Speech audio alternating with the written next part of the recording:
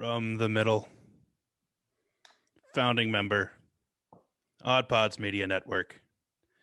Samson wrote this music for us. Oh, for the love. Sorry, just clearing my Mountain Dew hole. I got my phone hole cleaned today. That's where you keep it? You're so cerebral and you're so developed and evolved.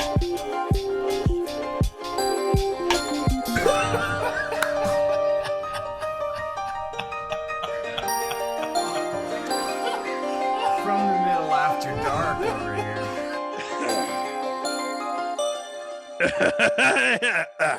Hello and welcome. This is From the Middle podcast. This is episode number, what are we at? 86. Episode 86 of From the Middle. We are three middle-class guys living in the middle of America, in the middle chapters of our lives with a point of view that is somewhere in the middle. We talk about all kinds of things. We do talk about the geek stuff a lot. But we also talk about dad stuff. We also talk about fun stuff. We talk about food also quite a bit. Love food. And we try to keep a nice, light, fun conversation. When you create a podcast, the podcast gods make you choose a path and from a drop-down list. And we chose comedy and culture. I think emphasis on the culture. Yeah. I like to think of us as a throat culture. Mm-hmm. Hence the gagging at the beginning of all this. Right. And to be fair, we never said we were funny. It could just be that you're laughing at how bad this is. So we don't even care how, you can laugh at us. You can laugh with us. Doesn't matter. We just want to bring some kind of joy to the world, or at least make you feel better about yourself because you know how much we're struggling. That's right. And you said it at the top, but I got to double down. Thanks again, Samson, for that sweet intro music. You can follow Samson, that's Samsin, on SoundCloud, where he's got tens of thousands of followers, or on Instagram at Samson, Samsin 111. And that is a dope AF intro. Are we allowed to say dope? We can do whatever we want. we can do what we want. So anyway, my name is Kendall, and along with me are the brothers, Kory and Dillon. It's so good to be back. And Coroni Macaroni would be like such a good nickname. And also welcome, one of my favorite parts, welcoming our new friends in Belarus. It's so good to have you. Thank you for tuning into our little podcast here in the middle of America, our Eastern European friends. Yeah, let them have it, Dillon. Time for that weekly hazing ritual where Dillon stereotypes people from the new region that we have listeners in. Yeah, to be clear, what bad things do you have to say about Belarusians? Look, I think it's Belarusians. Belarusians, sorry. Belarus. I don't know. I made that up too. So I never asked for this segment, but I think it's become if a you thing. If you do it behind the scenes, you have to do it on air. Yeah. So here we are. That's not true either. So here we are, and our poor landlocked friends in Belarus, with Russia as neighbors. I don't know who wants Russia as a neighbor, but here we are. And I don't really have anything to say, although I did, in the spirit of this segment that I knew would be thrust upon me, forcefully thrust upon me. Whoa. I did wiki. I knew enough history, but I did wiki it. And what's weird is, imagine being in Eastern Europe with tons of history, but your country is only 30 years old.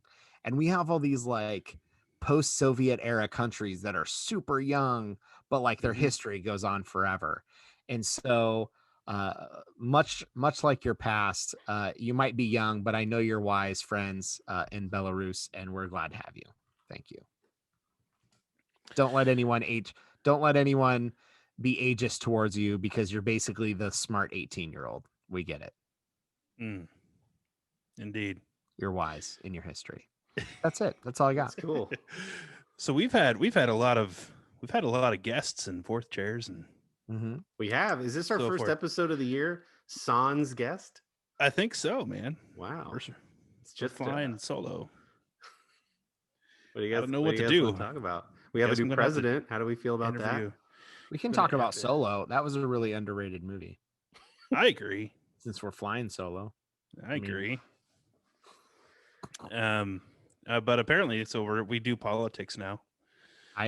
News to me. Let's go. All right. Go ahead, Kory. Tell us what you really think. You guys excited about those Bernie memes? That's the. Because if That's I a- see one more, I think I'm going to shoot myself. You think so? Genie, If I see one more that doesn't make sense, I mean, I think I might shoot you too. I don't Um, know that I've ever been burned out on a meme so quickly. Was that a Burned. pun? Burned.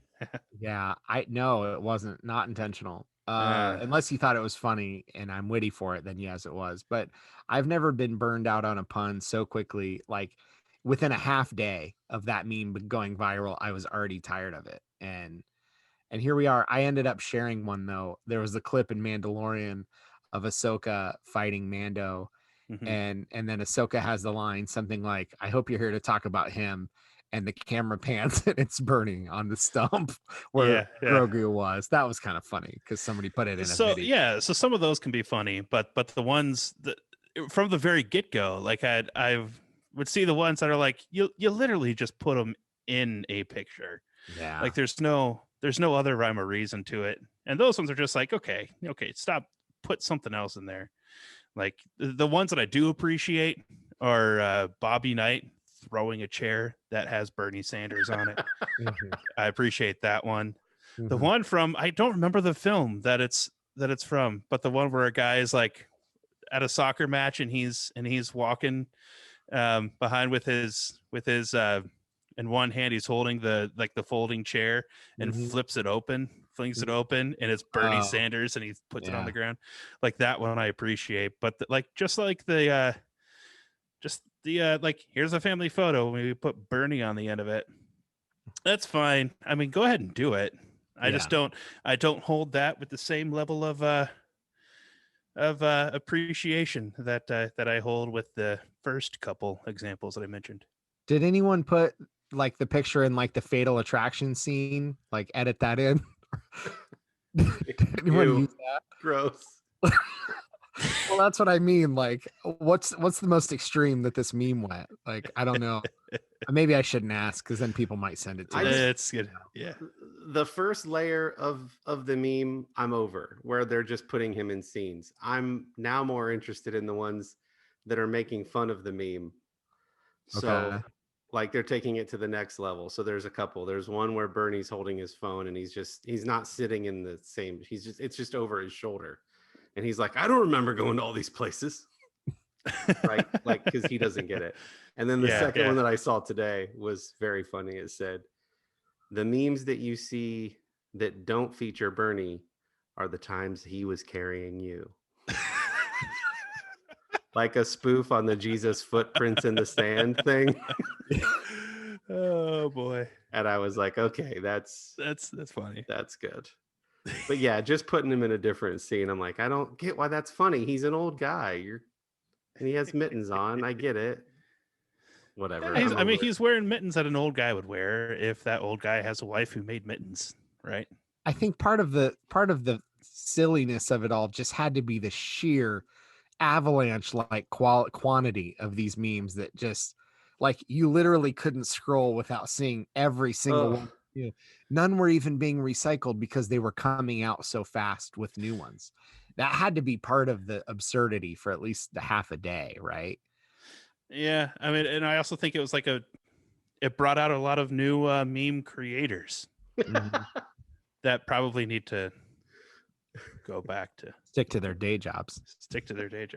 So remember when you used to look at memes and you're like, that's really funny that somebody took the time, quote unquote, to make that, and then like you made one day, and then now it's like everybody was like, oh, I could literally just put that in any photo that I have and it's gonna be real funny. Mm-hmm. And And And so the that's what worse everybody- the worse the crop job or the Photoshop job, the better. It's almost not funny when it's really well done. Like right. people are going to roll their eyes when I say it, but my CCAD buddy Brian Mattias, who works at Lucasfilm, he's like he did one where he like digitally painted him and altered the lighting and put him in a Star Wars scene. Then it looks like amazing, and it wasn't as funny because it was like really well executed. Yeah. Well, speaking of things we've seen recently, we just shared either on our From the Middle Facebook page or From the Middle for the Middlers, the Godzilla versus Kong trailer. Yeah. And what episode was it we had Greg on? It was early. Well, was that 5? 4 or That 5? was really early. Okay, so really early, Kory will look up at the episode number if you haven't listened from the beginning. If you haven't, that's okay. But if you have, we had Greg Dillon, who's like a huge lifelong Godzilla. Episode 5 with Greg Dillo. Episode 5. We talked at length about Godzilla because he's like, I mean, I really feel like you could call him like almost he's like an amateur Godzilla historian would be like a great way to he's seen all the movies. And well, he's certainly our resident Godzilla expert, so 100%. So I thought of him as soon as I started seeing these trailers being posted around, and then we posted it too, and I watched it, and it was like this. It was like the Disney live action animal, like the Jungle Book live action remake meets like Fast and the Furious, like all in a trailer.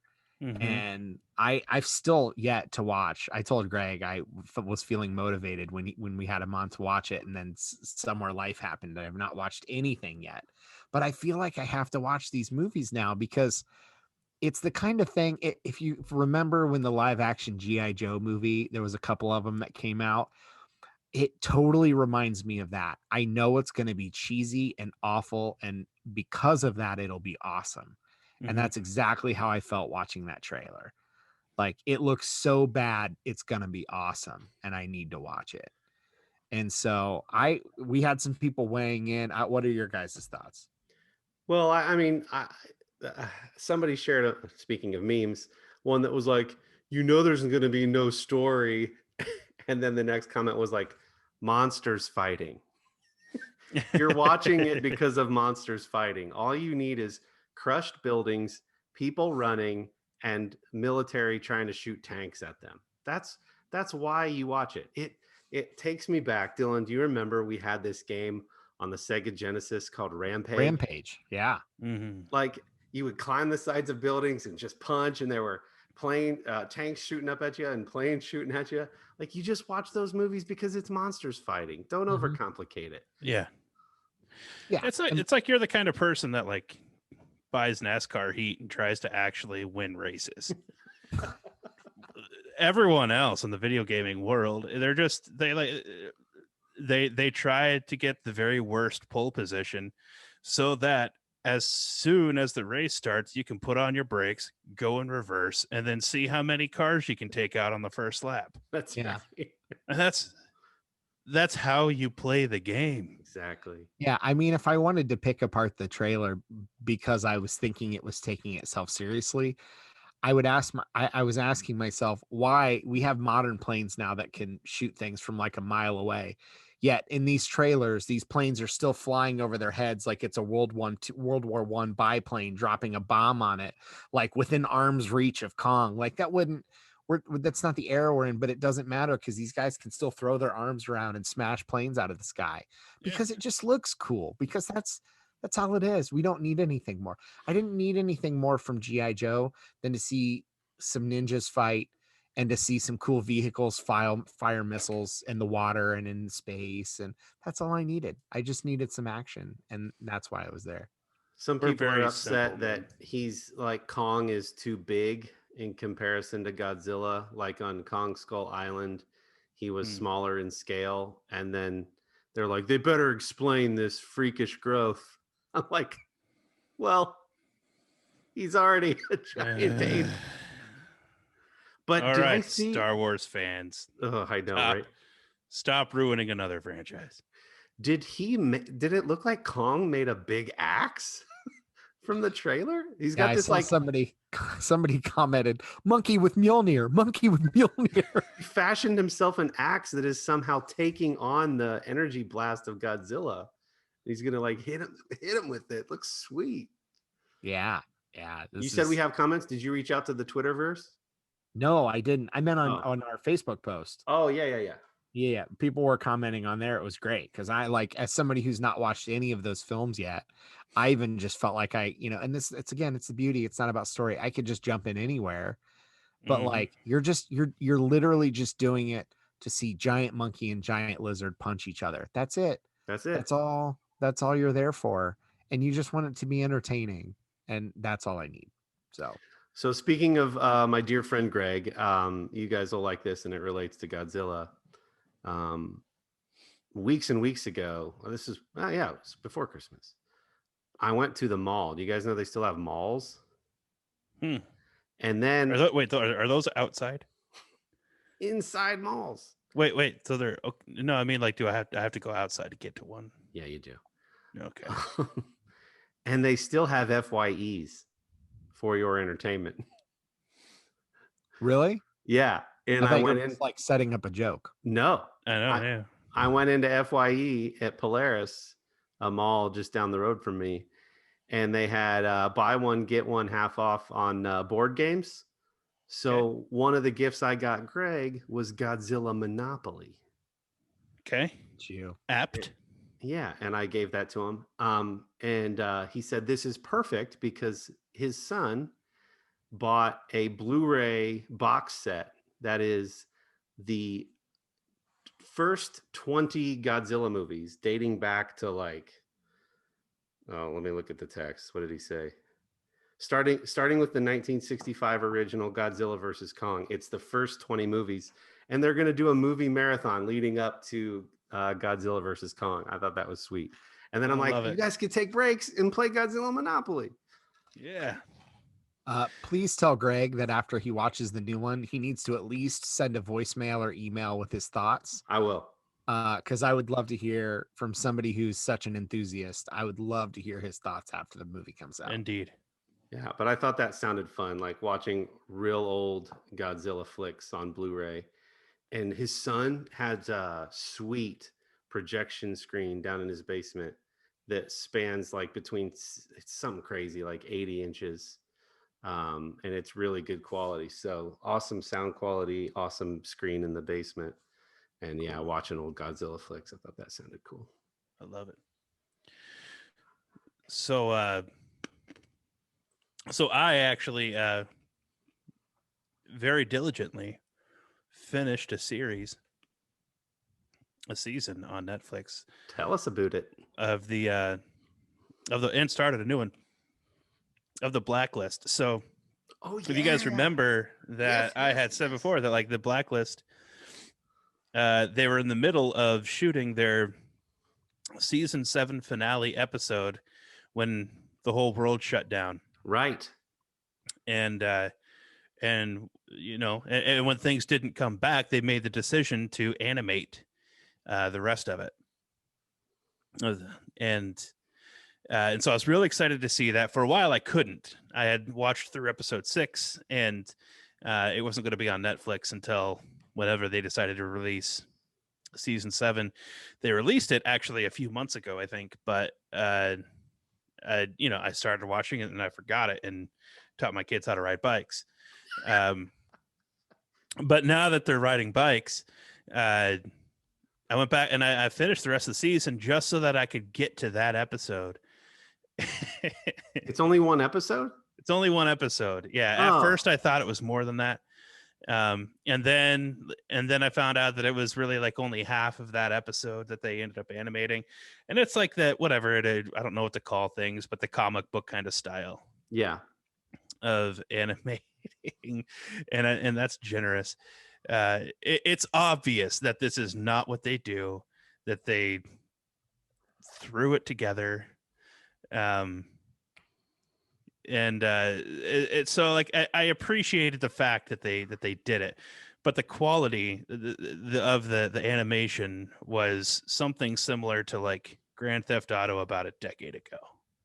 Okay. It looks like a 10-year-old video game. And yeah. And it's like they avoid showing faces during dialogue as much as possible for obvious Is that reasons. rotoscoping? So Kendall, did it feel to you that these were still the actors? They were just painted over? No, not at all. Okay. Not at all.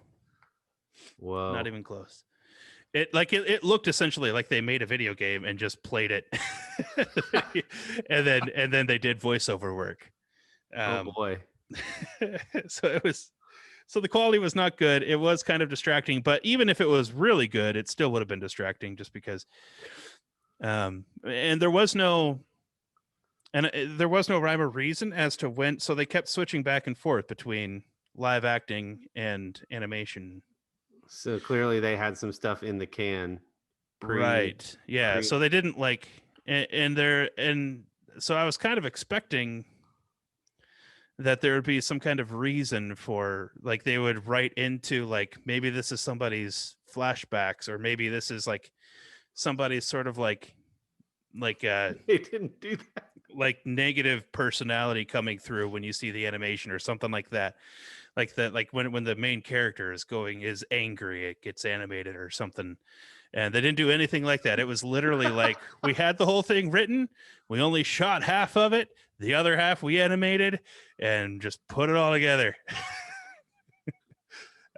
Is precisely what it looks like they did. Was that like a really crummy way for that to end, or do you just go, they did what they had to do and it wasn't great, but I still enjoyed the ride of the show? I feel like my opinion is this. I don't have a strong enough opinion about these kinds of things to say that they shouldn't have or should have, or whatever. But I will say that if I was making the decision in hindsight, I would have just skipped it and not have done the animation thing at all, and just waited until we could come back in, tell all the fans, hey, you're going to get the season finale at the very first episode of season 8. That's how we're going to do it this time. But they didn't do it that way. Or I would have probably invested a little bit more into the animation, scrapped everything that I already shot, and just rewrote the episode.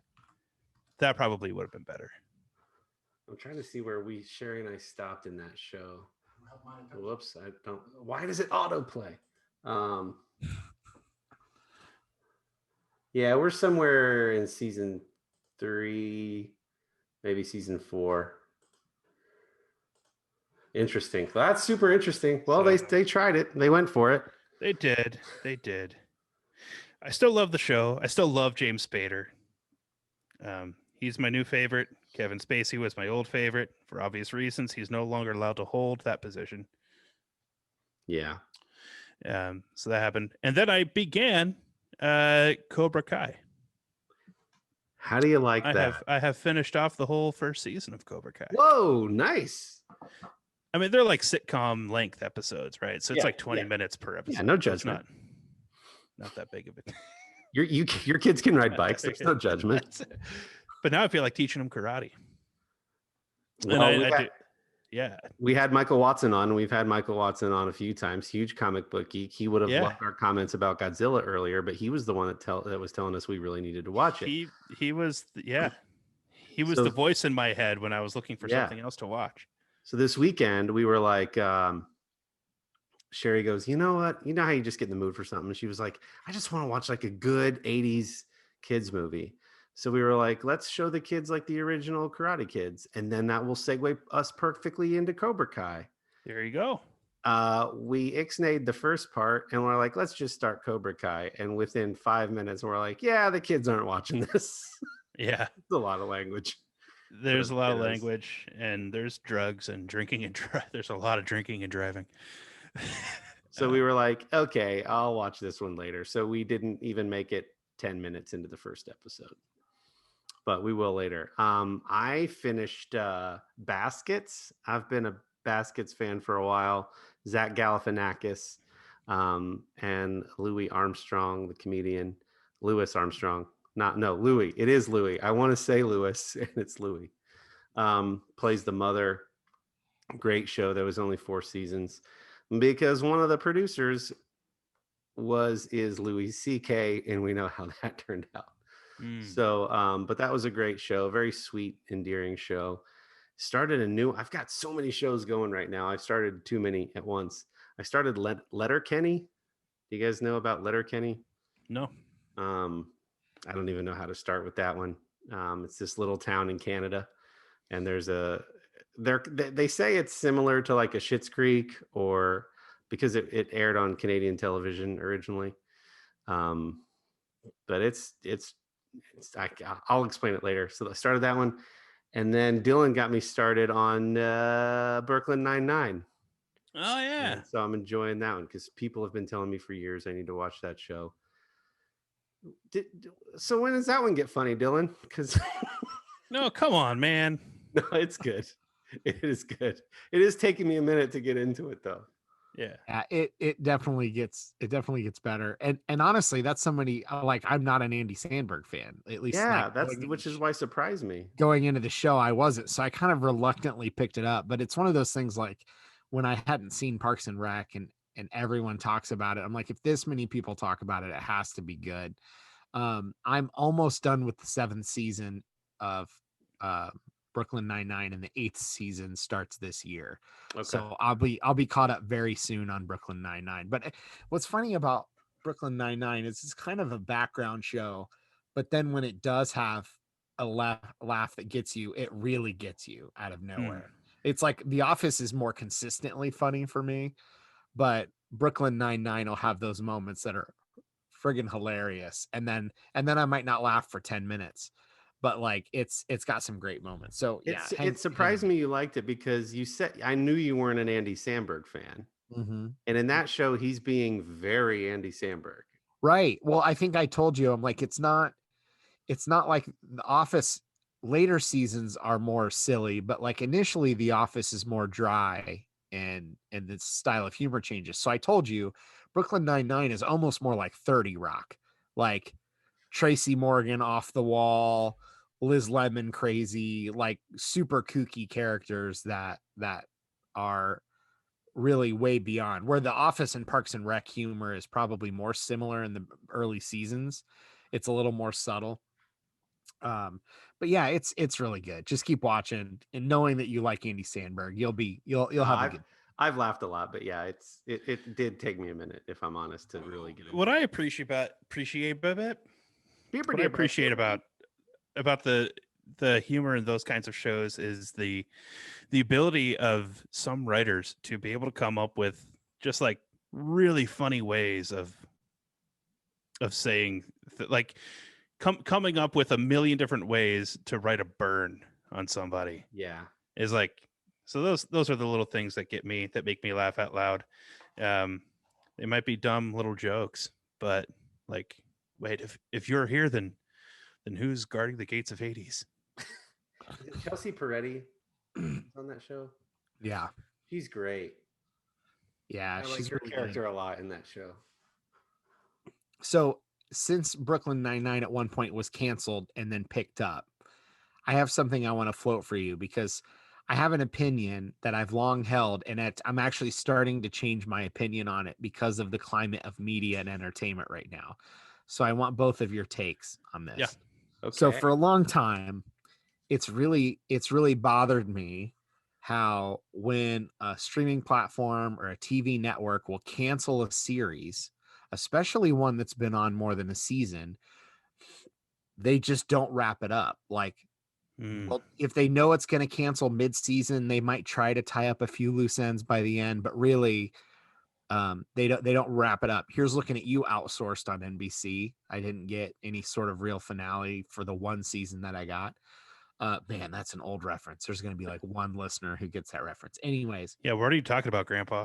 Yeah, good story, Grandpa. Anyways, so I've always felt like there needs to be some kind of like consumer, it's like an unspoken consumer rule that if you're going to cancel a show, you have to wrap it up with, like, I'm just going to make something up that I think is reasonable. If I'm going to cancel a show that's been on 3 seasons, then my finale needs to be a 3-parter at the same length of the regular episodes to wrap it up, like additional episodes above and beyond to wrap up the show in a at least quasi satisfying way. Like, these networks make tons of money promoting their shows through ads and commercials. You sit there, you watch through it all. They keep trying to get you to watch week in, week out. Tune in for this. There's cliffhangers. And then they can just drop a show with no ending and you're just stuck. Like, okay, you pulled me into your show. I've watched 2 seasons. I get no resolution that you've been building for 2 seasons. You've made money off me. You sold me week in and week out trying to keep me hooked on a show. And now you apparently owe me nothing. Where it's like, if it's a 24-minute show and it's been on 2 seasons and you know you're going to cancel it, don't you think you owe me like a 2-part finale for the summer when nothing else is on, just to like wrap up the show? Okay. Yeah, I think it's a great idea for entitlement to go that far. Right, exactly. So I'm not saying that anyone has to do it. I'm just saying it's something I wish the networks and streaming services would consider. But I told you I'm starting to change my opinion on it, and this is why. Case in point, Brooklyn Nine-Nine got canceled with kind of an abrupt ending. Mm-hmm. Now networks are buying up other shows so frequently to put on their network. If you do that, you might tie up too many loose ends that it's too hard to continue a good show. Yeah, that's a great point. And so I'm starting to question that now. Like, if it really is a great show and it could get sold and NBC could drop something that Netflix picks up, or CBS could drop something that Amazon picks up. Mm-hmm. Maybe I don't want that anymore. Producers of a show, that's a good point. If your producers think that you might get bought by someone else, the producers of the show don't want to do that. Right. You're exactly right.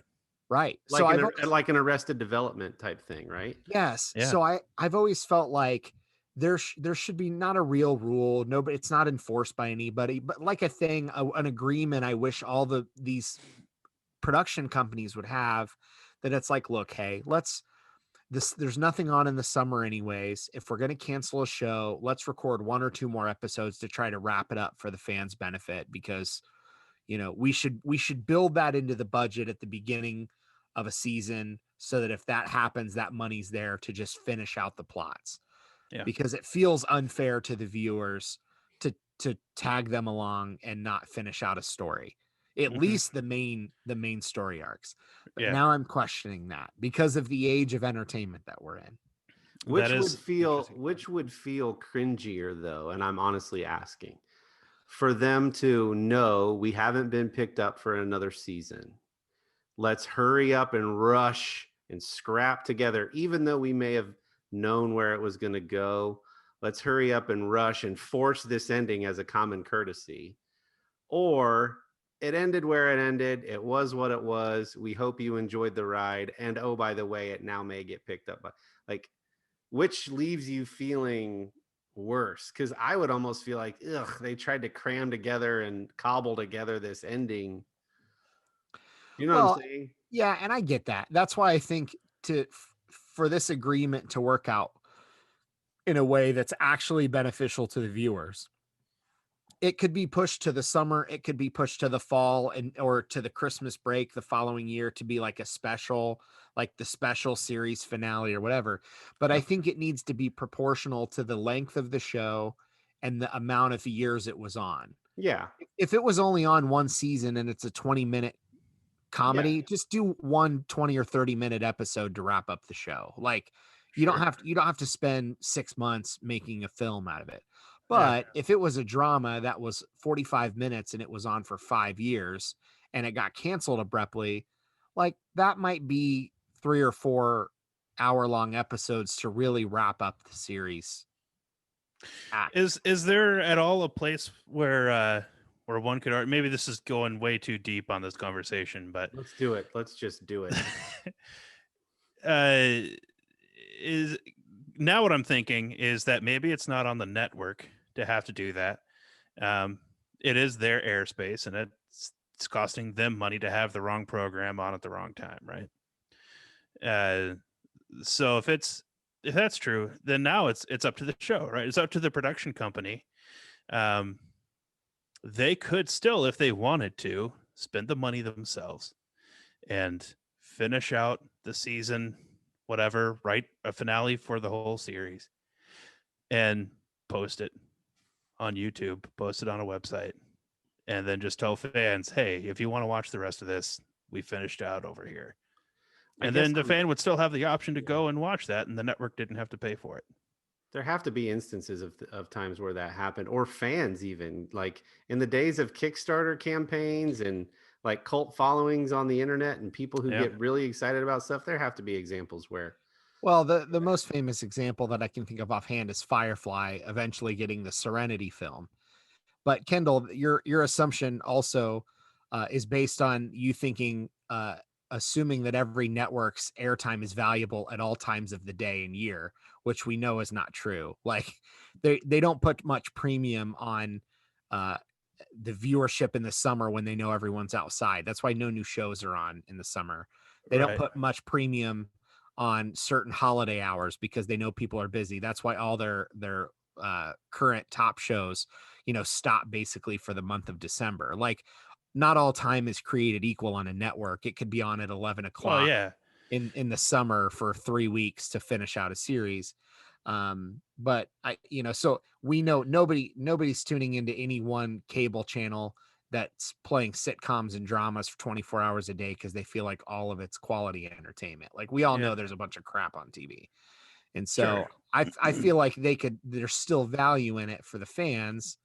And if people, again, my opinion is changing a bit, but I still think there's enough value for the fans to say, hey, thank you for getting us paid for 3 years watching our ads during this show slot. Here's a 3-episode thing that we're going to finish this out for you. Please check out our new shows in the fall because we'll have a new slate of 10 new pilots. Yeah. There is zero time where a network considers their airtime to be worth $0. Sure.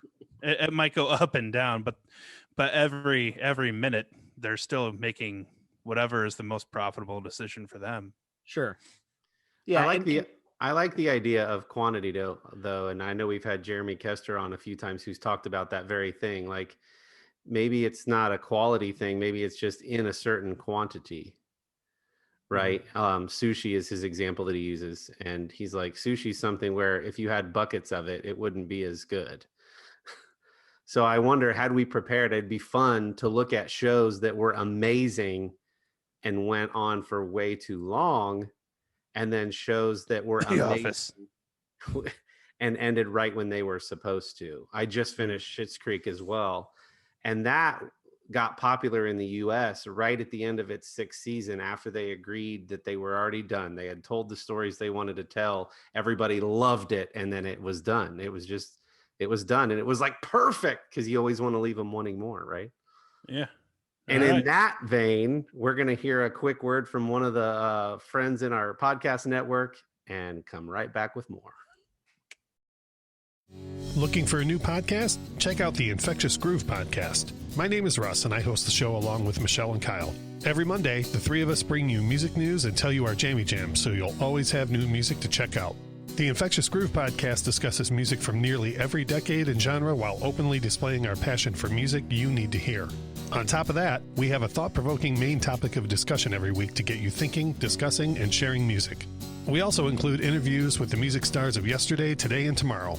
Find us on Facebook, Twitter, Instagram, and all major podcast platforms. Subscribe and listen to the Infectious Groove podcast on your favorite podcast platform today. So thanks for letting us take that short break there. Dillon and I had to fight. Mm-hmm.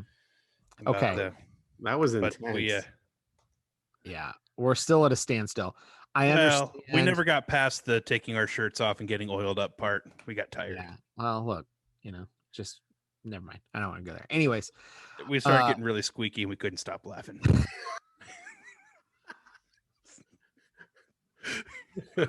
I understand. I'm trying to circle it back. I understand your argument about airtime. Here's my last point there on that though.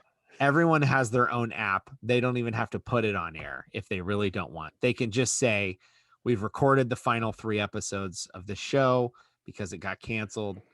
Go watch it on the insert network show, insert network app, and there it is. But again, I'm changing my opinion. So your entitlement argument, I'm changing anyways. I really do think now, with how many networks are buying other shows, I just genuinely feel like maybe now it makes sense to leave it where it is. So if anyone has thoughts on that, I'm sure there are some middlers who have some thoughts on, like, they get annoyed because their favorite show gets canceled. They want to see some resolution to the story arcs. Do you think that there should be a gentleman's agreement among these production companies that, like, they need to, or gentlewoman's agreement? I don't care who's in charge. Oh, we're getting canceled. Yeah. Do you think they're, man, it is so good that we are not owned by a company that can cancel us, because we would not get any extra episodes. That's for sure. Amen. I just want to know, I genuinely, like, maybe everyone's like, you're an idiot. No one's ever cared or thought about that or whatever. But I think there's going to be some people like, no, I'm ticked because Outsourced I didn't get to see what happened with the main characters and if they really fell in love at the end of season 1. Well, is that more about you? Like, you can't not know what officially happened? Can't you just imagine it? Well, sure I can, but, like, it's not my job to write good dialogue in my own head. It's their job to entertain me. Like, they made money off of me watching the show. I think that at the very least, if they don't go through with it, they owe you cash. Yeah, that's fine. This is like why they screen endings and then have director's cuts and things like that, because people aren't satisfied. The masses aren't satisfied with the way something ends, or it ends in an ambiguous fashion and we don't really know what happened. Yeah, like, did you guys watch the movies that made us, or Christmas movies that made us, on the one on Elf? No. Yeah. The movie originally was going to end with them flying away in the sleigh. They weren't going to do any of this stuff with Jovi and Papa Elf and any of that after. It was just going to be Buddy and Santa flying away. Wow. Yeah, like, what a different ending that would have been for the movie. And that's what it feels like. It's like you've seen that there's going to be an ending, and then they want to claw it back and go, no. You only get Buddy the Elf on the sleigh. And we're like, no, there's more after. You can't take that away. Yeah. Well, who knows? We'll see. Trump didn't do it, so maybe Biden will take care of that for us. We'll find out. I don't know. But okay, anyway. This is not political, but Kendall brought it up. Did you guys what did I bring up? Did you guys see the side-by-side images on Inauguration Day of Trump leaving and Biden going to church? Those were superimposed side by side. No. Can you pull it up for the No, YouTube it's not an actual image. I'm talking about the moment, the scene. Trump is doing this weird farewell speech before he gets on Air Force One. Okay. To go to Florida at what's the place called? Mar-a-Lago. Mar-a-Lago. Yeah. And it's this weird speech to like 20 people, and his last words are, "Have a good life." And then they show Biden going to church and this like solemn, beautiful moment. And Trump left to like, oh, what was the song they were playing? He wants music. YMCA. He wanted music blasting when he landed and music blasting when he then took off again. And those two scenes, I'm not making any statements about anything other than those two scenes side by side of Trump's farewell speech and then Biden going to church before he was sworn in was one of the most extreme juxtapositions I've ever seen, ever. It was fascinating. Oh, it was Gloria was the song he landed to. Gloria, Gloria. Oh, man. And then the song he left to, I forget what it was, but it was so bizarre. I thought it was funny that it was trending after Trump got on the helicopter. It was trending that Barron Trump, the young boy to Trump and Melania, was left home alone because nobody ever saw him leave with them. It's presumed he was already in the helicopter before Trump came out for the speech, but that was trending that Barron was left home alone in the White House because people they forgot to take him with him. Oops. I We've don't all know. been there. Yeah. Anyway, show's ending. So Sherry will, if she even suspects that a movie could have a disappointing or sad ending, she won't watch it with me. So she'll Google the ending of, I'm like, hey, you want to check this movie out? She'll go, hold on, Google the ending, and then determine whether or not she wants to watch it. Wow. That's interesting. It is very interesting. But I get it. Like, I don't want that feeling lingering. So maybe, Dillon, that's some of what you're experiencing. You just don't I like that feeling lingering. Yeah. Well, negative, positive. People want me to watch shows week to week. Well, I can't watch shows week to week and Google the ending, can I? So you people need to pick. I'm going to have to let shows entirely finish, Google the ending, and go, oh, good. They tied up all the loose ends. This isn't like Lost. And then I can turn it on and watch 6 seasons worth.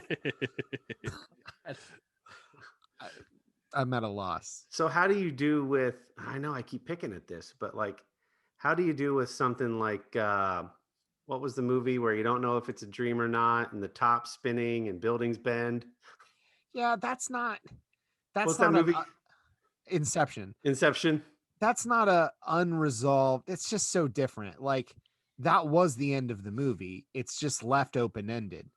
That was the intention of the artist. And if I don't like it, I can just walk out and say I don't like that. But that was their ending to the film, or the lack thereof was the ending. This is different. Like, this is the writers had a whole nother season, like, or 2 seasons, like the main arcs. Yeah. Like, bullet pointed, and they don't even get to finish telling the story because it was canceled prematurely. That just feels different. So I'm okay with an ending being left open or ambiguous in the name of art or whatever. That's a little different. I just know now, if somebody had said there was going to be, well, this actually is here. I did think of an example. You know, when they rebooted the Bourne movies with Jeremy Renner, the end of that stinking movie feels like it 100% was going to have a second movie. And I remember leaving the theater and somebody asked, I think I went with our old buddy, Brandon, our old roommate, and he asked if I liked it and said, I'll like it if there's another one. But if that's how they ended the first movie and there's not a second movie, I didn't like it. They never made another one. Because if you watch that Bourne movie with Jeremy Renner, 100% the ending of that movie feels like, oh, this is half of the story. There's at least one more part. And so that was a very real example of me not liking it when I'm like, this absolutely feels like they're teeing up more. Yeah, sure. And so I need to see the story finished. I said it would be fun to think of shows that were fantastic and went on too long. And Kendall coughed and said something, and I miss what show you mentioned. That was The Office. So had The Office ended, how many? When did it really kind of jump the shark? If The Office had ended a few seasons prior, most people would say when Steve Carell left. Yeah. Would we have felt better about The Office as we look back on it? Did the last 2 seasons really give us a lot more? For me, yeah. I mean, I was never a huge Office fan anyway. I enjoyed it for a little bit, and then Jim got on my nerves, and I didn't like the main character. So I realized that I'm the odd one out there, that I was ready for The Office to be done by the time Steve Carell was ready for The Office to be done. So it's pretty common among even The Office fans that a lot of people don't like seasons 1, 8, and 9. So they'll say like 2 to 7 are the good Office, and everything else I literally enjoy all of it. So for me, and sure, I have preferred seasons, but then you're talking about, then the debate becomes, let's discuss super popular shows, which had strong seasons and weak seasons, and which were super strong throughout the entire show. I would say Frasier as a show never has a weak season. There's not a whole season that's clearly like not as good, and it ran for 11 years. And then you've got Friends. Most people feel like Friends was strong the entire time, or maybe seasons 1 and 2 were a little bit weaker. I think it's okay to say like, yeah, The Office had some weaker seasons. Most people would agree upon that, but like, I think as a majority, all of it together still, you get to see you get to see Andy, Dwight, Jim, Pam more because Michael is less, and you get this whole weird James Spader, Robert California stuff Yeah. that you get instead. It's a whole different dynamic, but I don't know. Then you're into a whole different discussion of like what shows held their own throughout the entirety of the series. I mentioned it before the break, and I finished Schitt's Creek this winter. And at the end of the final episode on your Netflix, this little documentary pops up as the next recommended thing to watch. It's a little documentary called Best Wishes, Warmest Regards, a Schitt's Creek farewell. And they talked about how, like, again, in the US, people were really just figuring out about the show in its 5th and 6th and final season. And it was like hugely popular once they had already agreed that it was going to end. This was a pet project for Dan Levy, Eugene Levy's son. They had told the stories they wanted to tell, and no matter how much people begged, they were like, no, it's just done. It's time for it to be done. That was such a good show, and I'm not ashamed to admit I got a little teary-eyed during that documentary at not just how much passion and thought they put into that show, but how that unit, that production team, that cast became like this really tight-knit family, and the messages that they baked into the show. And it was such a wholesome thing that, like, I was like, I remember early on, Sherry wanted nothing to do with the show. So imagine me, who has a tendency to get a little more emotional about things. I'm watching this farewell documentary about this 6 seasons of a show that I've watched, getting emotional. And I come downstairs and I go, do you ever like have something that you've experienced that your loved one will never experience? I'm like, I'll be on my deathbed and you will have never gotten to experience this thing that was a part of my life. You didn't experience it with me. It was this really touching journey that I went on watching this show. And she's like, I'm good with that. But like, do you guys have anything like that where you're like, this thing was like deeply moving and my spouse didn't experience it with me, and they'll never quite get how much that meant to me or get to experience that with me? Maybe it's just me, but I was like, you'll never know how much that show meant to me. And I'm like crying watching this documentary. Well, the interesting thing there too is the season 6 felt a little different to me than the rhythm they had going in season 5, at least initially. But you can't even say it was because they knew, like, they had already pre-written all of that. So like that was all done before the announcement and people knew. So you can't even be like, oh, well, the last season was just different because they knew it was getting canceled. Like, no, it was just all already done. Yeah. Yeah. And so it was just what it was. And so, it was just super cohesive. And I think my wife and I both bugged you to watch it. And I'm glad you did, because I remember thinking like, it's literally one of the best sitcoms I've seen on television easily in the last 10 years. Yeah. Easily, if not, it'll go down as like top 10 sitcom US. Well, it was from Canada, but like one of the top 10 sitcoms in the US ever. And the following this show had, like, I didn't realize like the people that would come from all over the world to these like speaking engagements the cast would have, or like these Moira dressed like Moira nights and stuff like that. Like, it's just such a massive cultural phenomenon that again, just, it was arguably too short, but also because of it, probably perfect in that way. It ended exactly when it was supposed to, on a high, with everybody begging them for more. Anyway, I just think it'd be funny to in post bleep out the word shit every time you say Shit's Creek.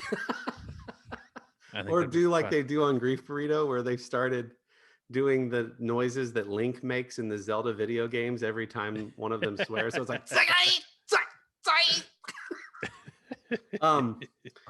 watch the Conor McGregor Dustin Poirier fight this weekend. I'm a Conor fan and bought an ESPN subscription just to watch it. Disappointing ending if you're a Conor fan, but oh man, the MMA audience, Kendall and I have been talking about how WWE has been painfully difficult to watch during this pandemic, but it was at the Etihad Center in Abu Dhabi, and there was like a huge arena packed full of people watching these MMA fights. I was standing up next to my television watching this main card. It was a really exciting night of fighting. And I don't know enough about it, but and I don't follow all the fighters, but they do a good job of telling you each fighter's sort of journey getting to that fight ahead of each fight. And so you kind of pick a favorite based on their story or what you like about them. It's a fascinating night of MMA. Kendall, do you follow much at all or none? I think for me, Dillon and I's mom and stepdad came to visit, and Sherry and Lily and I were watching that Michael Jordan documentary on Netflix. And my mom said that night, she goes, I couldn't care less about the NBA, but I remember you guys, I remember when Michael was playing, like I would watch NBA games to watch Michael Jordan play.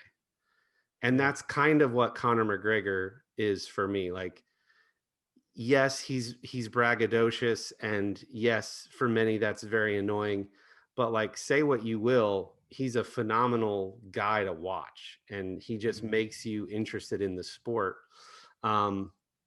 He got taken to town though.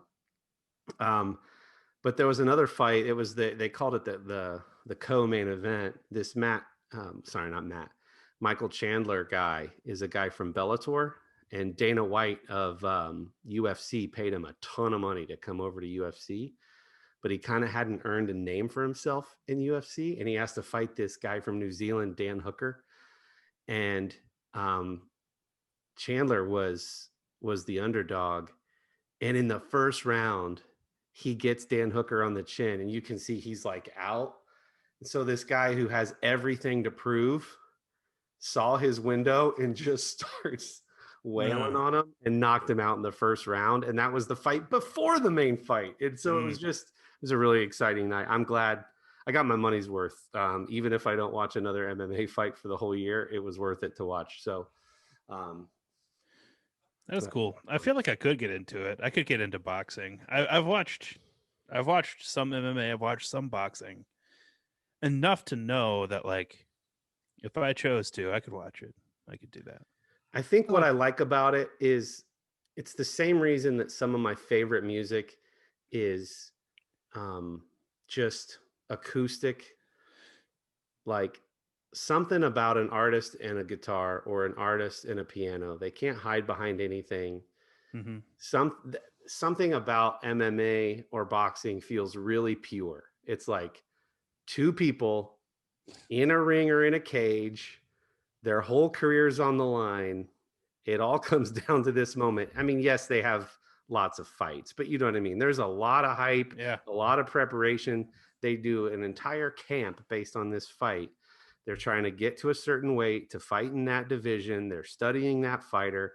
Yes, the same is true when you've got 11 guys versus 11 guys on a football field and in other sports, but there's a lot of layers and things could happen and people get sick. When it's just two human beings and it all comes down to that moment or those 3 or 5 rounds, that's just super thrilling to me to see. And it's a blood sport. I mean, it's intense. I enjoy watching it. So yeah, that was part of my weekend, Saturday night. My one experience, we've had guests, Jeremy and Harley, on before, and they invited me to a place I don't know, a year ago to watch. I don't even know what the fight was. They're like, hey, come to such and such. Stuff's gonna start at like 10. So the main card starts at 10. I don't sure. So I show up and we're sitting there and I'm kind of like, oh, is this the fight?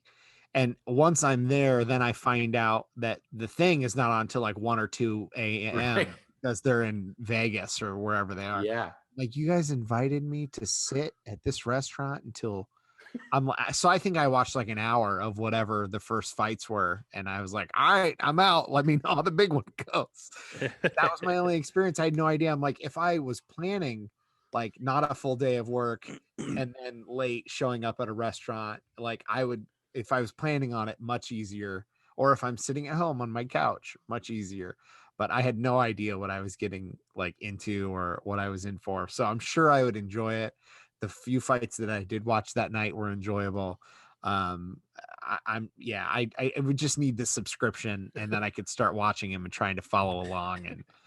But Yeah, I learned that lesson the hard way too, because there's the prelims, which is usually like 5 fights, and that goes from like 8 to 10. And then there's like the main card, which is 5 fights, and that starts at 10. So the main fighters aren't coming out until after midnight. Right. Yeah. So, but yeah, some people were saying that perhaps Conor is suffering from Rocky 3 syndrome, where he's already successful. He's got all the money in the world. He's done everything he's ever wanted to do. So is he getting soft? Is the incentive gone? This was a rematch with somebody he beat 6 years ago. So they're like Rocky 3 syndrome, he doesn't have as much to prove. He's getting soft, getting lazy. Who knows? Not me. Oh, that was one of those rhetorical questions. Anything going else? Wow. Anything else going on with you fellas? So I'm into, I feel like this kind of fits in. I don't know how. It fits in the realm of trying to like get your wife to do things that are interesting to you. What? Hey, is this going to be an explicit episode? Are we? No, it's not. Oh, right. Okay. Proceed. So like I'm into magic tricks. It is going to be an explicit episode. And illusions. That you said the luge. Okay, go ahead. Amy, open this box. Andy Samberg. See what I did there? Yeah. Oh. Sorry. Go ahead. And I feel like along with that is like mind games and mind puzzles and things like that. And so I enjoy like the little fidgety puzzles that you can get, like the cheap little ones. Like, let's see if you can get this ring off of that one, and let's see if you can put this 3D wooden sculpture back together, kind of stuff. I like doing those kinds of things. I like any kind of mind puzzles that are like give you a sequence of numbers and ask you what the next one is, and you have to think outside the box because it's not just a number pattern and stuff like that. And there's a board game, I will call it, that came out called Box One. It's by Theory 11, but it's branded as and put together by Neil Patrick Harris. Neil Patrick Harris himself is also a not just self-proclaimed but recognized magic guy and illusionist, and also likes mind games and that kind of thing. And so he decided to put this game together. It's called Box One. It is intended very explicitly. They tell you like it's for one person. It is for you. Make sure you're by yourself when you do it. And so it is very cool. I got it for Christmas, and holy cow, man, it was like it's an immersive experience. Picture like doing an escape room, only like you're sitting at your desk and you're by yourself. And I had like the lights down low, and I actually took the game with me. I ran away from the house and I went to my office at the church late at night to do it by myself. And I'm really glad I did it that way. It was so much fun, and kind of like Kory's thing. It took me two consecutive nights to get through it. I like the next day I'm talking to Amy. I'm like, Amy, I want you to do this in the worst way. I don't want to be the only person I know who's gone through this. Yeah. You know what I mean? Like Yeah. and so like I'm gonna she hates mind games, right? but I'm gonna convince her to do this one. I think I already have. I think she'll do it because she's a super sweet, nice person. It's not. I know some of the types of mind games that Amy hates, and it's not any of those. I think this will be actually kind of enjoyable and fun for her. But like, it's really cool. I recommend it. I don't want to to. go into much detail because Yeah, like, I was gonna I say. really don't want to give anything away. Yeah. And is it something where once you've done it, you can never do it again? Yeah, Yeah, because you kind of know. So it's like because this, you know how it goes. it's Yeah. like this mind journey, and I'm reading the box. Evolving game of trivia, codes, puzzles, and discovery. Yeah. Yeah, and if she doesn't like it, just go back to Cracker Barrel and you can find some more options. Yeah. That Totally. waiting area has so many games and puzzles. Yeah, it's like those kinds of things. I love those little fidgety games like that. Yeah. Those are cool. I got a couple of those for Christmas too, and I've solved them. Did you all. really feel like you'd been on this incredible journey and experience, and like it's partly like you want to share it, but also like somebody doesn't know you if they don't know you've done this thing. Yeah. I mean, it's not quite that. I would not say that about it, but like I do wish that like I knew more people who have gone through this puzzle, and if we could talk about it, because like I'm not about to like reveal anything and talk about it. Certainly not on the podcast, but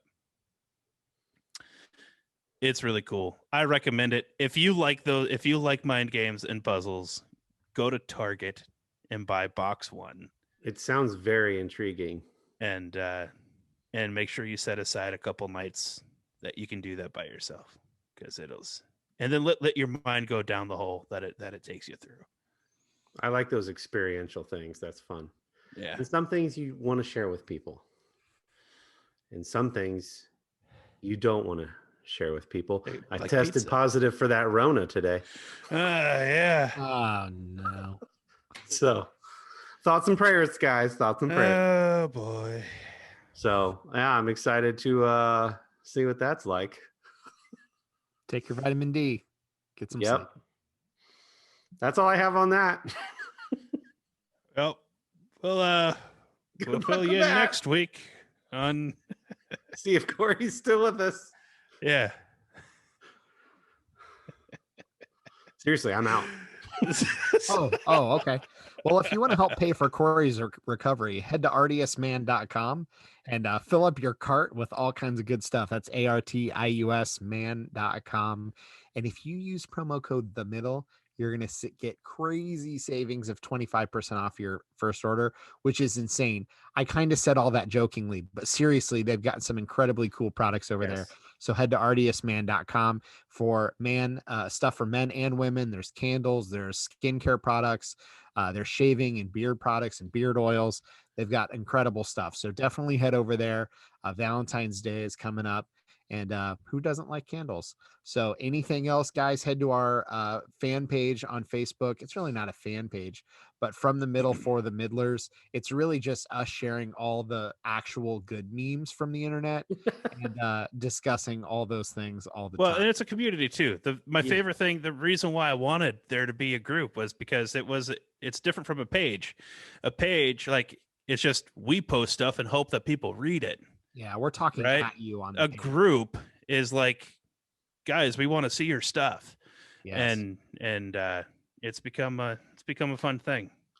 It is. It has become. It's really evolved into a fun community to the point where like we don't really touch much on there. Like we'll weigh in from time to time, but it's our friends and listeners sharing articles with one another about the things we talk about. So this podcast almost just becomes a springboard for a richer conversation through that group. So it's a lot of fun, and I enjoy interacting with people and seeing what folks are talking about. I've even seen a few people share content from the group out to their normal Yeah. newsfeed, which makes my heart happy. Like we're sharing such funny or good content that people are like, I'm going to share this out because it's enjoyable. So that's really cool. So thanks everybody for participating and sharing fun stuff and terrible puns and all kinds of cool articles and stuff. It's really fun. All right. So we're going to end on our little cliffhanger. Does Kory come back next week? Bum, bum, bum.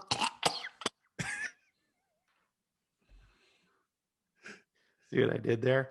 I made him think that maybe I won't. Okay, bye.